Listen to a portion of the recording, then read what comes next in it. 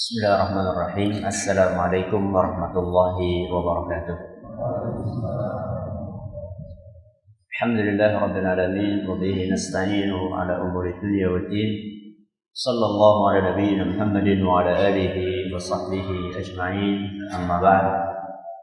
Kita panjatkan puja dan puji syukur kehadirat Allah tabaraka wa taala.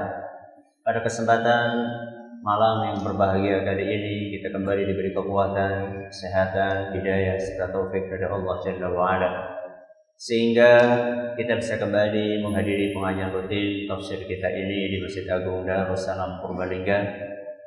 Kita berharap semoga Allah tabaraka wa taala berkenan untuk melimpahkan kepada kita semuanya ilmu yang bermanfaat, sehingga bisa kita amalkan sebagai bekal untuk menghadap kepada Allah Jalla wa Ala.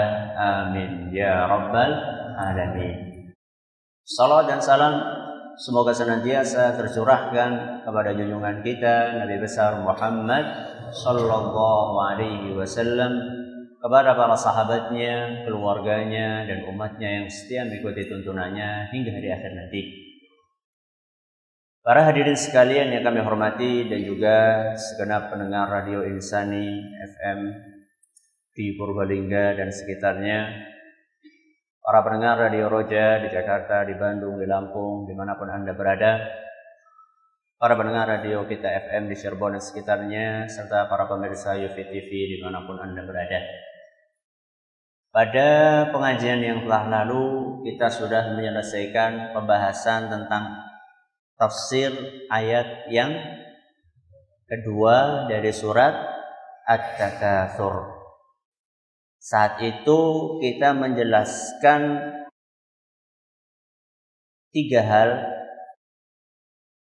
atau 3 tips supaya kita terhindar dari kelalaian yang disebutkan oleh Imam Al-Qurtubi.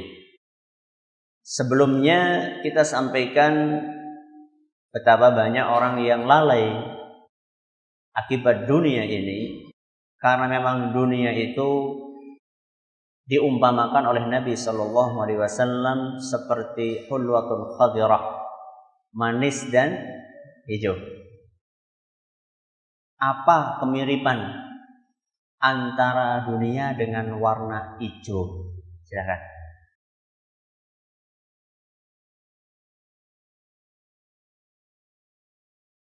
Bagus. Silakan. Dunia itu enak dipandang dan juga akan cepat layu seperti warna hijau yang kemudian menguning, lama-lama akan pupus. Kemudian pertanyaan berikutnya, Imam Al-Qurtubi menyebutkan 3 tips untuk mengakhiri kelalaian. Sebutkan 3-tiganya. Ya.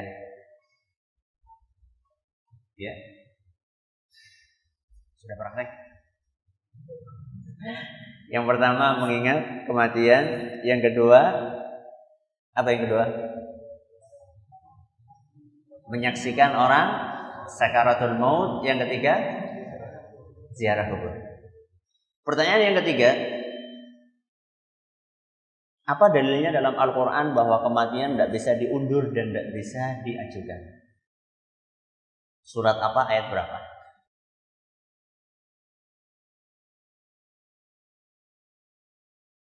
Ya.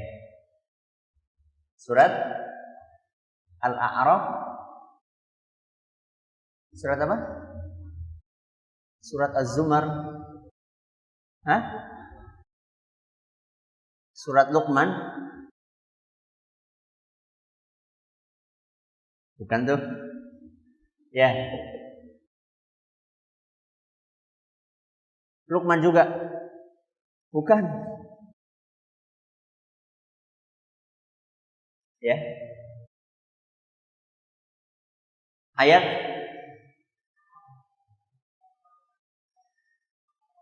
bagus. Monggo silakan. Surat Al-A'raf ayat 34. Wa likulli ummatin ajal fa idza jaa ajaluhum la yastakhiruna sa'atan wa la yastaqdimun. Yang artinya setiap umat itu mempunyai ajal. Kalau ajalnya sudah datang, maka tidak mungkin untuk dipercepat dan tidak mungkin untuk diundur walaupun hanya sekejap. Satu lagi. Berziarah kubur akan mengingatkan kita dengan kematian. Makanya di antara doa yang diajarkan oleh Nabi SAW saat ziarah kubur, di dalamnya itu ada redaksi yang mengingatkan kita dengan kematian. Siapa yang hafal doa tersebut?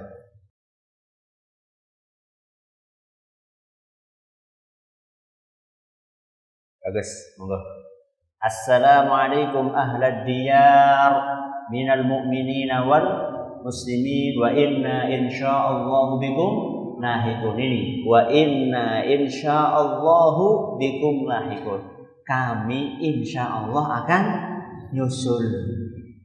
Kami insyaallah akan nyusul kalian. As'alullah lana wal akumul afiyah. Aku meminta kepada Allah keselamatan untuk diri kami dan untuk kalian. Ini sedikit mengulang apa yang sudah kita pelajari pada pertemuan yang telah lalu, dan pada kesempatan yang berbahagia kali ini kita akan memasuki pembahasan tentang tafsir ayat yang ketiga dan ayat yang keempat.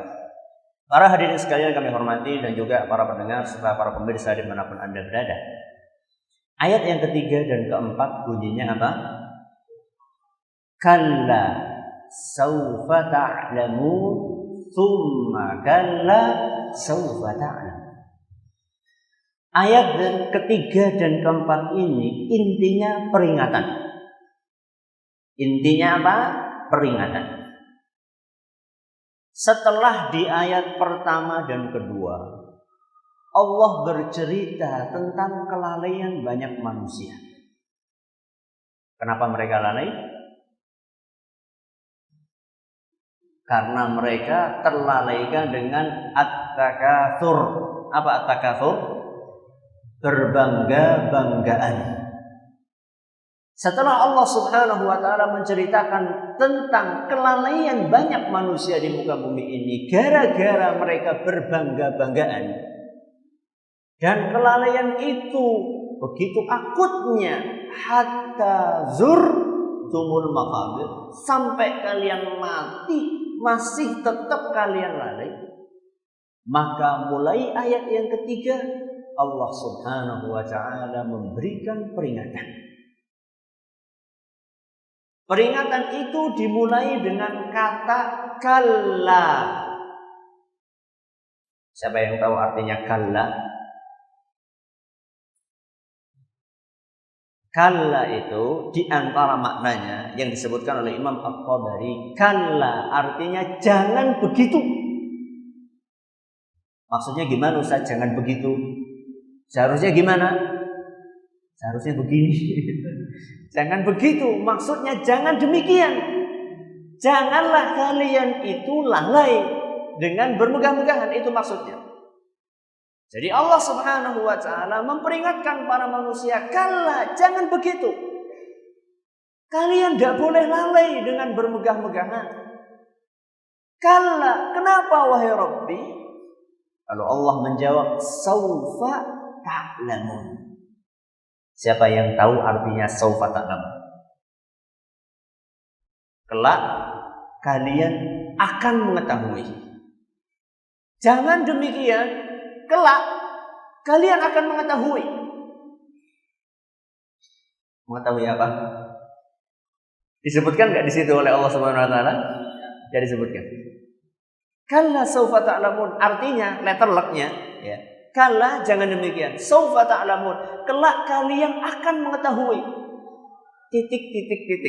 Mengetahui apa? Bagus. Kata para ulama tafsir, yang akan mereka ketahui adalah akibat. Akibat apa? Akibat at-takatsur. Akibat kalian itu lalai dengan bermegah-megahan. Ini ayat yang ketiga. Kalla saufa ta'lamun. Jangan demikian. Kelak kalian akan mengetahui akibat dari kelalaian kalian. Kemudian dilanjutkan dengan ayat berikutnya. Tsumma kalla saufa ta'lamun. Tsumma. Apa artinya tsumma? Kemudian. Kalla. Sudah belajar tadi. Masa lupa? Kalau lupa ingatkan, kalau barusan lupa. Jangan demikian, saufa ta'lamun, kelak kalian akan mengetahui akibatnya. Coba jangan cermati. Antara ayat ketiga sama keempat ini mirip enggak? Mirip, malah sama ya. Cuma beda apa? Summa tok. Sama ya. Kalau misalnya summanya kita tutup, misalnya akan sama persis antara ayat yang ketiga dengan ayat yang kedua. Kalau sama persis ini, kira-kira maknanya sama enggak? Maknanya sama? Sama apa tidak sama? Coba yang mengatakan sama, angkat tangan. Tidak ada. Yang mengatakan tidak sama, angkat tangan. Tidak ada juga. Masya Allah. Tadi suara apa tadi? Kenapa ragu? Para ulama berbeda pendapat dalam masalah ini.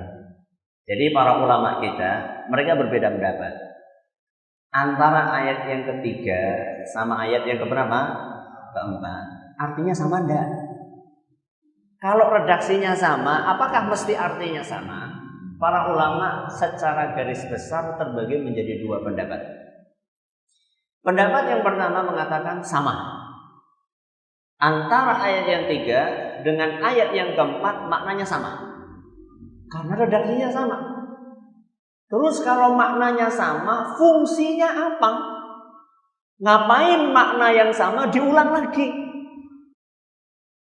Para ulama yang menganut pendapat ini, mereka mengatakan tujuannya adalah untuk penegasan.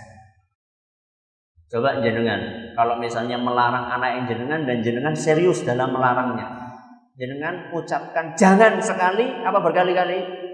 Berkali-kali, jangan nak, jangan. Jangan ke situ nak, jangan. Apalagi kalau misalnya kita tahu dia itu akan terjerumus ke dalam jurang misalnya, atau akan nyoba nyebur kemana? Ke sumur. Dikiranya, masya Allah enak banget dia keceman sumur. Dia sudah mau naik, apakah kita cukup? Jangan. Berhenti? Tidak. Bahkan mungkin sampai berkali-kali dan kita angkat suara kita. Jadi di dalam sampai pun di dalam bahasa Arab, kalau seseorang ingin menegaskan sesuatu, maka akan diulang kalimat yang sama. Makanya kata ulama yang menganut pendapat pertama ini, maknanya sama. Terus kenapa diulang? Diulang itu bukan tanpa arti. Diulang itu untuk menegaskan. Untuk mengingatkan, wahai para manusia, ketahuilah bahwa kalian itu pasti akan menemukan akibat dari kelalaian kalian. Pasti kalian akan dapatkan hal itu. Ini pendapat yang pertama, mengatakan makna ayat yang ketiga dengan ayat yang keempat sama enggak? Sama. Ini pendapat yang pertama. Pendapat yang pertama sama, berarti pendapat yang kedua apa? Ya gampang sekali, tidak sama. Ayat yang pertama kata para ulama maknanya sama. Ayat yang kedua kata mereka tidak sama dong. Terus bedanya apa? Kalau tidak sama bedanya apa? Antara ayat yang ketiga dengan ayat yang keempat. Di sini ulama berbeda lagi pendapatnya. Jadi kalau boleh kita jabangkan, pendapat pertama, pendapat kedua dibagi lagi menjadi berapa pendapat? Dua lagi. Pendapat kedua yang pertama, menurut mereka ayat yang ketiga berbicara tentang akibat di saat kematian dan di alam kubur. Ini menurut pendapat yang mengatakan tidak sama. Perbedaannya di mana? Perbedaannya kalau ayat ketiga sedang berbicara tentang akibat yang akan dipetik oleh seorang yang lalai saat dia mati dan ketika dia masuk ke alam kubur. Kalla saufa ta'lamun, jangan demikian. Sesungguhnya kalian akan mengetahui akibat dari perbuatan kalian. Kapan? Ketika kalian mati dan kalian sudah masuk ke mana? Ke kubur. Itu makna ayat yang keberapa? Yang ketiga. Terus yang keempat, kata mereka, kalau yang keempat itu berbicara tentang akibat di mana? Di neraka. Berarti bedanya di mana? tempatnya. Beda tempat. Kalau ayat yang ketiga bercerita tentang akibat yang akan dirasakan oleh orang-orang yang lalai ketika mereka mati dan ketika mereka masuk kuburan. Sedangkan ayat yang keempat berbicara tentang akibat yang akan mereka rasakan ketika mereka nanti sudah masuk kemana? Ke neraka. Sudah. Ini pendapat A, 2A. Karena ini masih cabang dari pendapat yang keberapa? Yang kedua. Adapun pendapat 2B, ulama yang lain yang membedakan, menurut ulama yang lainnya, bahwa ayat yang ketiga itu berbicara kepada orang-orang kafir. Kalla saufa ta'lamun. Jangan demikian, wahai orang-orang kafir. Sesungguhnya kalian akan melihat akibat dari perbuatan kalian. Ayat yang ketiga tertuju kepada orang kafir. Berarti kalau ayat yang keempat kepada siapa? Kepada kaum mukminin. Tsumma kalla saufa ta'lamun.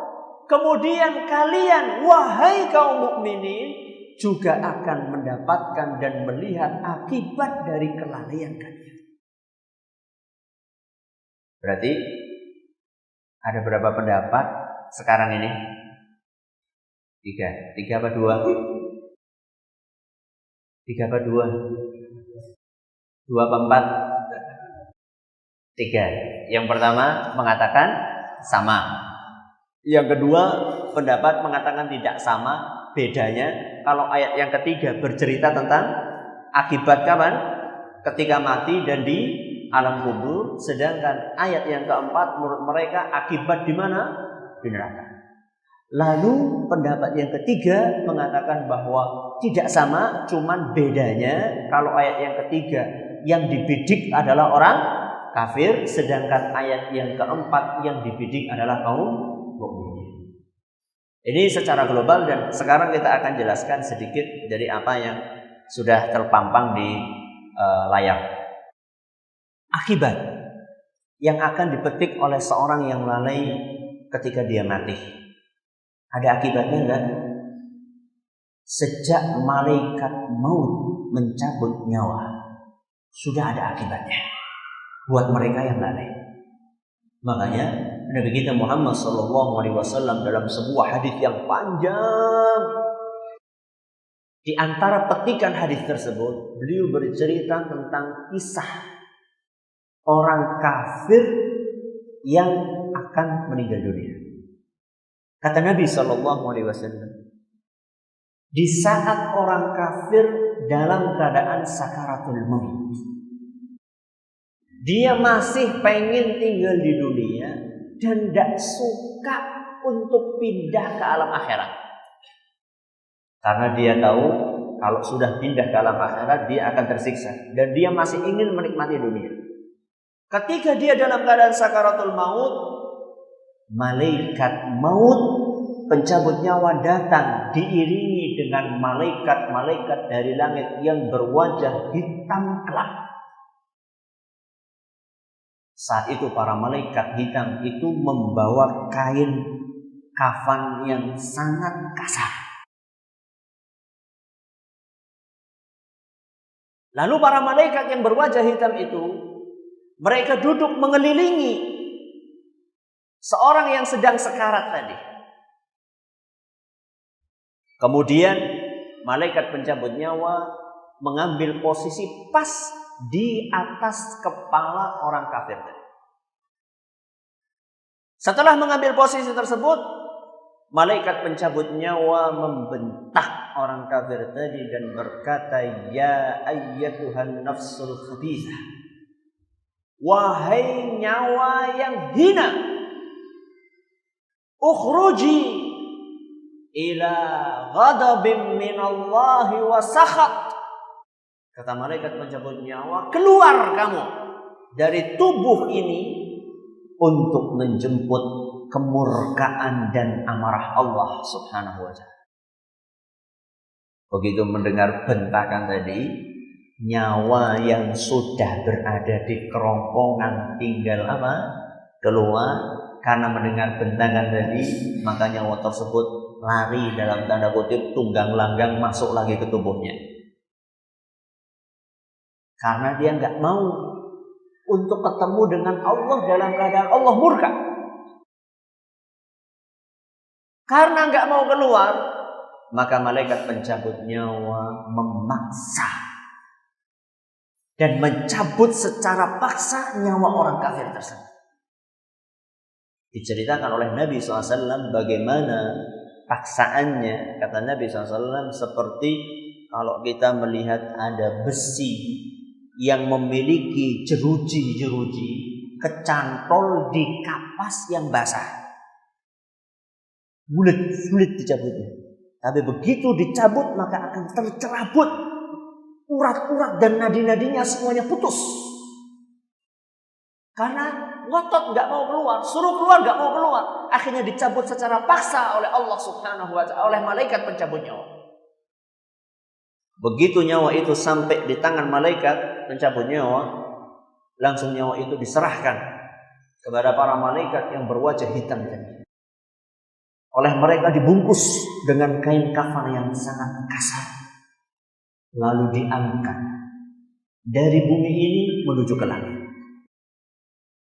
Saat diangkat, terciumlah dari tubuh atau nyawa orang kafir tersebut bau busuk melebihi bangkai yang paling busuk yang ada di muka bumi. Itulah orang-orang kafir yang dulu ketika dunianya mereka baunya wangi, penampilannya keren, beken.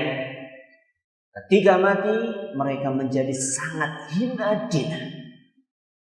Ketika diangkat terciumlah bau busuk melebihi busuknya bangkai yang paling busuk yang ada di muka bumi. Kemudian dibawa oleh para malaikat yang berwajah hitam tersebut untuk menghadap kepada Allah Subhanahu wa ta'ala. Sesampainya di langit yang pertama, ketika minta izin untuk masuk ditolak oleh Allah Subhanahu wa ta'ala. Dan Nabi SAW membaca firman Allah Azza wa Jalla, la tufattahu lahum abwabus sama. Orang-orang kafir nyawa mereka itu tidak akan pernah dibukakan pintu langit. Karena tidak pantas untuk masuk langit. Wala yadkhuluna al-jannata hatta yalijal jamalu fi sammil khiyat. Dan orang-orang kafir itu tidak akan pernah masuk surga sampai pun onta masuk kemana? Ke lubang jarum. Artinya apa? Artinya mustahil. Itu Allah sebutkan dalam Al-Quran surat Al-A'raf ayat 40. Karena gagal masuk ke pintu langit, maka akhirnya nyawa tersebut dicampakkan lagi ke muka bumi, dikembalikan ke tubuhnya yang ada di kuburan. Begitu sampai di dalam tubuhnya yang ada di kuburan, datanglah dua orang malaikat. Malaikat siapa? Munkar dan Nakir. Kedua malaikat itu bertanya dengan pertanyaan-pertanyaan yang sering kita dengar. Man rabbuka, siapakah Rabbmu? Kemudian man nabiyyuka, siapakah nabimu? Lalu yang ketiga, ma dinuka, apakah agama? Ternyata seluruh pertanyaan itu yang kalau kita tanya mereka ketika hidup di dunia bisa menjawab. Mereka bisa menjawab. Tapi ini masalahnya bukan di dunia, ini masalahnya di alam kubur. Maka ketika ditanya dengan pertanyaan-pertanyaan sedemikian mudahnya, mereka menjawab, la adri, nggak tahu apa itu. Saya nggak tahu siapakah Rabbku, saya nggak tahu apakah agamaku, saya nggak tahu siapakah nabiku. Di dalam riwayat lain disebutkan, sami'tun nasa yaquluna kadza faqultuhu. Aku dengar orang mengatakan seperti ini dan aku ikut-ikutan mengatakannya. Jadi di sini kita memberikan hadis ini memberikan pelajaran kepada kita bahwa keyakinan itu tidak boleh ikut-ikutan. Karena kalau keyakinan itu ikut-ikutan, nanti pada hari kiamat tidak bisa jawab pertanyaan tersebut. Maka hati-hati. Perlu kita bikin pengajian judulnya keyakinan kok ikut-ikutan. Keyakinan itu sesuatu yang diyakini di mana? hati. Kok bisa ikut-ikutan? Kalau keyakinan ikut-ikutan tok, tidak tahu apa landasannya, dalilnya apa, Al-Qur'annya apa, sunnahnya apa, kenapa saya meyakini ini, kur jerene dan jerene, maka tunggu nanti di hari kiamat di alam kubur tidak akan bisa menjawab pertanyaan-pertanyaan mereka tersebut walaupun digawani kerpekan sekang dunyane. Ya, darani kok bisa ngeprek apa? Darani bisa nyontek apa? Yo, siapa yang masih suka nyontek ini? Hah? Jangan dipikir nanti di alam kubur itu bisa bawa contekan. Sangoni ya, ngonek mati ya ge, sangoni ge. Jawab tulisane nek ditakoni sapa rohmu, jawaben rohku Allah. Jeklalen ya. Nggak bisa. Itu tergantung bagaimana kondisi seseorang ketika di dunia. Ketika ditanya dengan pertanyaan tersebut tidak bisa menjawab sama sekali dan dia malah kebingungan. Dalam hadis dikatakan la andri. Apa? Aku ora paham. Maka saat itu Allah Subhanahu wa taala memperdengarkan suara dari langit, an afrishu lahu baban ilan nar. Kata Allah Subhanahu wa taala, bukakan pintu dari kuburannya ke neraka. Jadi saat itu kuburannya dibuka pintu. Pintu kemana? Ke neraka. Dia dari situ sudah bisa melihat, itu loh tempatku kalau nanti aku masuk ke neraka. Sudah ketahuan tempatnya di neraka.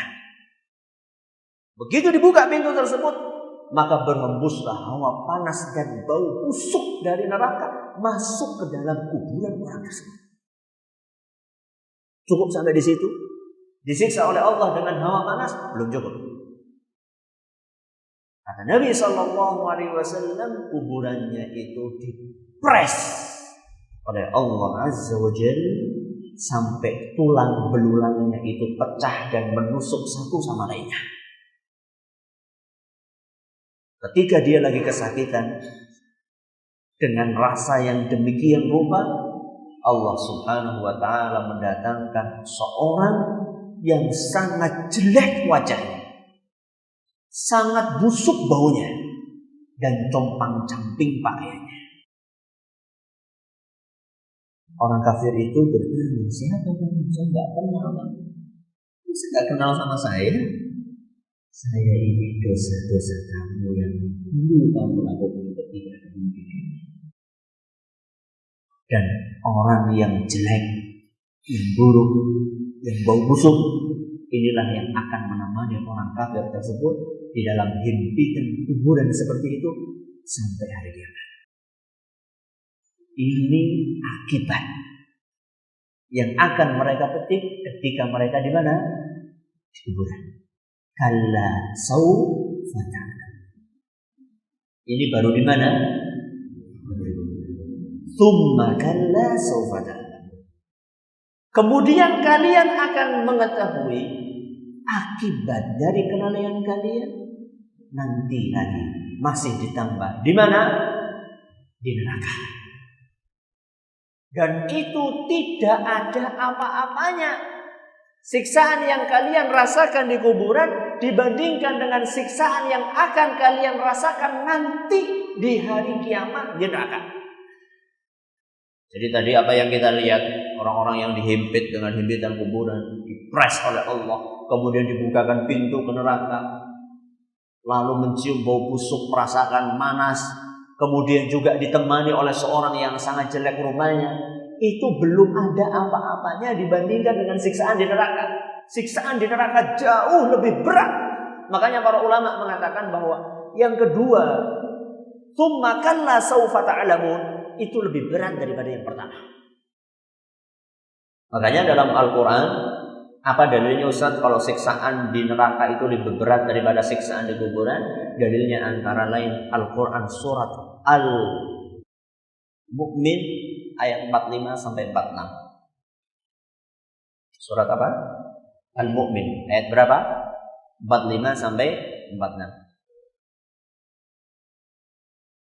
Siapa yang tahu nama lain surat Al-Mu'min? Surat Ghafir. Surat apa? Jadi kalau misalnya nanti di Quran cari-cari Al-Mu'min tidak ada, cari surat lain namanya surat Ghafir. Cari surat Ghafir tidak ada, cari berarti namanya surat Al-Mu'min. Kata Allah dalam surat Al-Mu'min ayat 45 sampai 46, Allah Subhanahu wa taala berfirman, wa haqa bi ali fir'auna su'ul 'adzab. Fir'aun beserta kaumnya dikepung dengan azab yang sangat buruk. Apa azab tersebut? Kata Allah Azza wa Jalla, an-naru yu'raduna 'alaiha ghuduwan wa 'ashiyya. Setiap pagi dan sore api neraka itu ditampakkan, dikelilingkan kepada Fir'aun dan para pengikutnya. Jadi sekarang ini mulai dari Fir'aun itu tenggelam sampai sekarang dia sudah disiksa oleh Allah Subhanahu wa taala setiap pagi dan sore. Setiap hari. Fir'aun mati kapan? Tahun berapa? Gak tahu. Sama. Gak tahu juga. Tapi yang penting sudah apa? Sudah lama. Jadi Fir'aun itu siksaannya sudah begitu lama dia merasakan. Siksaan di alam barzakh. Dan itu belum apa-apa. Kata Allah Subhanahu wa taala, "Wa yauma taqumus sa'atu adkhilu ala fir'auna asyaddal 'adzab." Nanti pada hari kiamat akan dikatakan kepada Fir'aun dan kaumnya, masuklah kalian ke dalam azab yang jauh lebih pedih daripada yang kalian rasakan sekarang. Jadi ini ayat menunjukkan bahwa siksaan di hari kiamat itu lebih berat daripada siksaan di alam kubur. Makanya Allah mengulang firman-Nya, "Kalla saufa ta'lamun, tsumma kalla saufa ta'lamun." Yang pertama berbicara tentang akibat di mana? Di kuburan. Yang kedua berbicara tentang akibat di dalam neraka. Itu dalil dari Al-Quran. Surat apa tadi? Al-Mu'min ayat 45 sampai 46. Dalil dari hadis Nabi SAW yang menunjukkan bahwa siksaan di neraka lebih parah, lebih berat daripada siksaan di alam kubur. Sebuah hadis yang diriwayatkan oleh Imam At-Tirmidzi. Hadis ini dinilai hasan oleh Syekh Al-Albani. Diawali dengan sebuah kisah Utsman bin Affan radhiyallahu anhu. Utsman kalau lagi berkunjung ke kuburan nangis. Saking banyaknya air mata yang mengucur sampai jenggotnya itu basah kuyup. Kalau jenggot basah kuyup itu artinya nangisnya banyak, apalagi jenggotnya orang Arab, bukan jenggotnya kayak kita ini kan cuma 1, 2, 3 enggak. Tapi orang Arab tuh jenggotnya lebat, kok sampai basah kuyup? Itu berarti nangisnya beneran. Bahkan ditanya suatu saat sama salah seorang yang melihat Utsman nangis ketika datang ke kuburan. Kata orang tersebut, "Tadhkurul jannata wan nar wa la tabki wa tabki min hada." Kata orang tersebut, "Utsman, kamu ketika mengingat surga dan neraka enggak nangis. Kenapa ketika kamu ziarah kubur kamu nangis? Kenapa justru ketika kamu ziarah kubur nangis, ketika kamu ingat surga dan neraka kamu tidak nangis?" Kata Utsman bin Affan, "Sami'tu an-nabiy sallallahu alaihi wasallam yaqul." Karena saya pernah mendengar Nabi sallallahu alaihi wasallam bersabda, "Innal qabra awwalu manzilin min manazilil akhirah." Karena saya pernah mendengar Nabi sallallahu alaihi wasallam berkata, sesungguhnya kuburan itu merupakan pintu pertama masuk ke mana? Ke akhirat. Fa in naja minhu fama ba'dahu aisar. Seandainya seorang masuk ke kuburan dia selamat, artinya dia selamat dari siksaan kubur, maka perjalanan berikutnya akan jauh lebih mudah. Itu orang yang selamat. Berarti kebalikannya, fa illam yanju, kalau misalnya di kuburan saja tidak selamat, fama ba'dahu asyad, maka sesungguhnya perjalanan berikutnya jauh lebih sulit dan siksaannya lebih kejam. Hadis riwayat Tirmidzi dinyatakan hasan sebenarnya. Berarti ini pendapat yang kedua mengatakan bahwa kalla saufa ta'lamun. Ayat yang ketiga berbicara tentang akibat di mana? Di kuburan. Ayat yang keempat berbicara tentang azab di neraka. Nah, sekarang yang agak mungkin membingungkan sebagian orang itu pendapat yang terakhir itu. Ayat ketiga tertuju kepada orang kafir, ayat keempat tertuju kepada kaum mukminin. Kalau orang kafir ya insya Allah kita mudeng Ustaz. Tapi kok siapa? Kaum mukminin. Kok kaum mukminin juga masuk ke sini Ustaz? Gimana sih? Kalau orang kafir kita jelas wajar lah orang kafir diancam ya. Tapi orang iman kok diancam? Gimana Ustaz? Pertanyaan ini mirip kayak pertanyaan sebagian orang, bukankah kita orang Islam sudah berada di jalan yang lurus? Sudah belum? Sudah. Islam itu jalan yang lurus. Kalau kita sudah berada di jalan yang lurus, kenapa setiap hari kita berdoa? Ihdinas siratal mustaqim. Tunjukkanlah kepada kami jalan yang lurus. Enggak gemen-gemen. Minimal kita berapa kali? Berapa kali? 17 kali? Semuanya yang hadir di sini 17 kali minimal. Alhamdulillah. Harus seminggu sepisan, Bok. Ada sebagian orang golek jaluk kur seminggu ping loro tok. Kapan? Salat Jumatan 2 rakaat tok. Malah ana sing luwih parah maning, setahun kur ping 4 tok. Ini orang yang beriman, yang benar-benar beriman, minimal dalam sehari dia berdoa, ihdinas siratal mustaqim, tunjukkanlah kepada kami jalan yang lurus. Loh, kurang apa sih kok dewek wis lurus? Nah, ini kira-kira pertanyaan mirip dengan seperti itu. Apakah orang yang beriman masih perlu untuk diingatkan? Jawabannya sangat perlu. Kenapa? Karena orang yang beriman juga akan digoda. Oleh siapa? Oleh setan. Justru malah biasanya godaane wong beriman gue lebih gede tinimbang wong kafir. Kok bisa sih? Kenapa orang yang beriman malah godaannya lebih gede daripada wong kafir? Kenapa?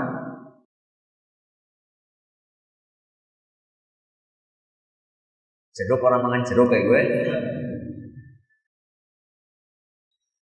Sebagian ulama mengumpamakan orang kafir itu seperti sebagian ulama mengumpamakan setan seperti maling. Seperti apa? Maling. Maling itu kalau mau nyuri itu kira-kira nginceng rumah sing wis rusak orang ana isine. Apa ngincer rumah sing megah sing akeh barang-barang berhargane? Yang mana? Yang mana? Kok tahu?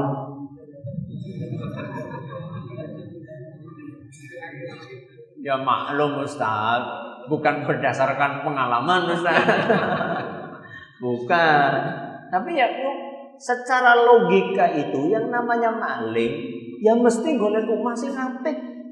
Sing ana isine. Ora mungkin maling kowe golek omah sing rusak, sing bodol, sing ora ana isine. Bisa dipahami analoginya? Apa coba? Kalau orang kafir itu tidak ada isinya. Mau diambil apanya orang kafir? Ya, sudah rusak. Kayak rumah rusak, tidak ada isinya. Tidak ada yang menarik. Kalau orang yang beriman, menarik untuk digoda. Karena dia memiliki sesuatu yang sangat berharga. Yang sangat mahal. Apa itu? Iman. Jadi, setan itu harus nyolong iman. Bukan, setan ini ingin merusak iman. Apa tujuannya setan merusak iman? Golek bala. Mencari apa? Teman. Mencari teman di mana? Di neraka. Jadi ini memberikan pelajaran kepada kita bahwa kalau kita sudah beriman, Itu tidak berhenti sampai di situ. Kalau yang wis Islam lah yang mesti mlebu surga. Ora salat ya ora apa-apa. Sing penting wis Islam. Islam apa nih Pak? KTP ini. Apa ingane nang hari kiamat ku arep sangu KTP? Menghadap kepada Allah, ya Rabbi, iki sanguku KTP. Enggak. Jadi ketika kita sudah beriman, itu kita masih tetap dituntut untuk berhati-hati. Karena bisa jadi orang beriman dia lalai. Mungkin enggak? Mungkin. Jangankan berbicara masalah lalai. Keislaman kita saja enggak ada yang jamin loh. Kita itu masih tetap beragama Islam sampai kita mati.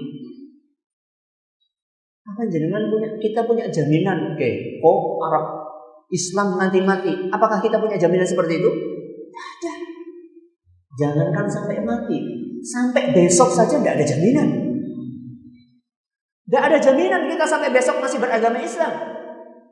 Sebagaimana ditegaskan oleh Nabi kita Muhammad SAW dalam sebuah hadis yang diriwayatkan oleh Imam Muslim, kata beliau SAW, badiru bil a'mal. Kata Nabi SAW, bersegeralah kalian untuk beramal. Cepat-cepatlah kalian untuk beramal. Berlomba-lombalah kalian untuk beramal. Fitanan kaqita'il lailil mudlim. Cepat-cepatlah kalian beramal sebelum datangnya fitnah-fitnah. Seperti lapisan-lapisan malam yang gelap gulita. Kalau sudah datang masa fitnah, kata Nabi SAW, yusbihur rajulu mu'minan wa yumsi kafiran. Kalau sudah datang masa fitnah, seseorang di pagi harinya masih beriman, sore harinya dia sudah kafir. Jadi cepat sekali agama itu berubah. Kemudian kata Nabi SAW, au yumsi mu'minan wa yusbihu kafiran. Ada sebagian orang sorenya masih beriman, paginya sudah kafir.